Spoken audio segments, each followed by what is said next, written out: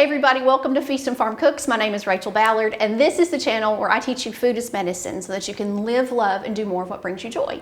Today, I'm going to feature a really quick and easy, simple dinner idea through spicy egg roll bowls. Now, part of how I control my inflammation in my body is by making sure my blood sugar is under control. And I do that by limiting the amount of refined and starchy carbs that I eat.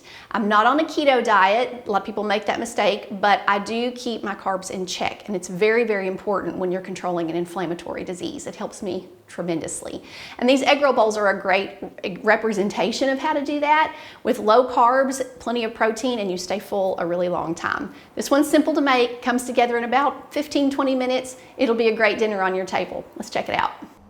We're going to start out by adding 2 tablespoons of sesame oil to a large 10 to 12 inch skillet, and we're going to just give that a second to warm up a little bit before we start adding our ingredients. It's really important with a recipe that goes this fast that you have everything pre-chopped and pre-measured before you start cooking. That's 5 cloves of garlic, and then we're going to go in with some grated fresh ginger.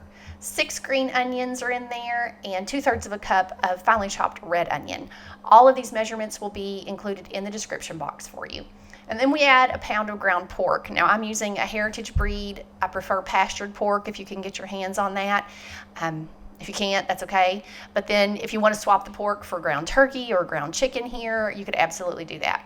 Break it up, cook it till there's no pink remaining, and I often don't have any fat in the bottom to drain, but if you do, you can take that off.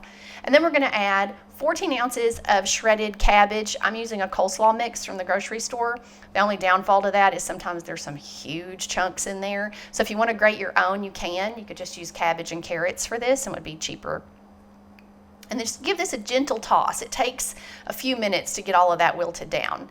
And then we're going to add 1/4 cup of rice wine vinegar, 1/4 cup of, I'm using tamari, and give that a really good toss. We also added, not shown on camera, 2 tablespoons of hot sauce to this recipe. Just cook it until it gently wilts and you're done.